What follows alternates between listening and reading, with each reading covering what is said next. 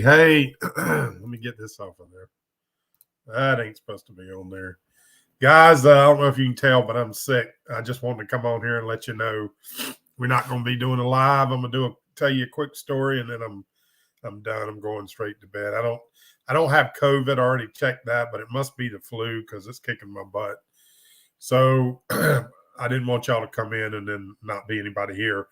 But it did bring up a point about what would you do if you were on the boat and or on the Great Loop and you got sick. So before 21, I went with a buddy taking a sailboat up the West Coast, going up to the Panhandle. And it was one of the first times that I had a pancreatic, when my pancreas, I had an attack. And we were out in the middle. We'd kind of come in behind this island because we didn't want to go into pass at night. We didn't quite get there in time. I wished we had so I tucked in behind an island, and it was our peninsula, I should say. And it was all good because the wind was supposed to stay out of the north. Well, guess what? It came out of the northwest about 3 o'clock in the morning, and the shaking of the boat fired my pancreas up. I mean, and the bad thing was I didn't have any. My buddy had one kind of like a painkiller. Excuse me. He had one kind of painkiller.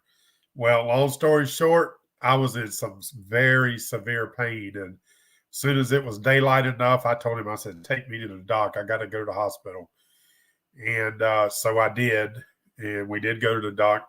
And I went to the hospital, and that was up the Panhandle, and my daughter came and got me. But I will tell you that to make you feel comfortable, there's only one place on the loop that I have experienced so far, and I haven't completed it, but there's only one place on the loop that you won't have phone or radio service, and that is in Florida in the 10,000 Islands. Now, I can't speak to the upper section, or at least the Great Lakes area, and I don't believe that's a problem. But in a general rule, you call 911, and the Coast Guard, in the worst case scenario, if you couldn't captain your boat, the Coast Guard obviously would come get you. Of course, they're going to leave your boat. Now, that brings up a point that you should be Paradise, what's up, Frank? You should have anybody that's on your boat should know how to get that boat to shore, because just like what happened to me, it can happen to you. So that's my little tale on the Great Loop. I wish I was feeling better, but we'll be back next week, I'm sure. Good times at 7 on Monday. Y'all remember, you can leave. Remember the question for the giveaway at 7,000. I'm going to do the crab trap giveaway. And then how many miles have I already put under the keel of Good Times on the first season of the loop?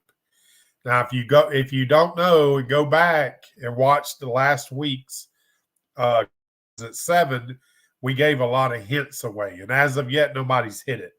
But there were some people very close. So if you want a chance of winning this crab trap, that's about $100 crab trap. Guess at how many miles we've already put on the boat on Good Times OG original during season 21. We started in Tampa, down through Lake Okeechobee, up the East Coast to Virginia. Hint, hint, Google has a measuring, but we were on the intercoastal. We did not go on the outside. Coming season, I'll go on the outside for sure. But guys, I hate to cut you short, but I can't even hardly talk this. And I've been spraying and all that, but it ain't doing no good. So I'm going to take some medicine, go to bed, and back on Good Times. Got something else I'll show you. I'll try to get you a quick update video on pulling off the whole gimbal bear. And they're already both off, and I'm getting ready to put it back. I get the new gasket on Wednesday, and that's when it's going to go back. So sorry, not making it. We'll see you, but this is going to happen on the loop as well. Things happen. So we'll talk to y'all soon. Y'all have a good rest of your week.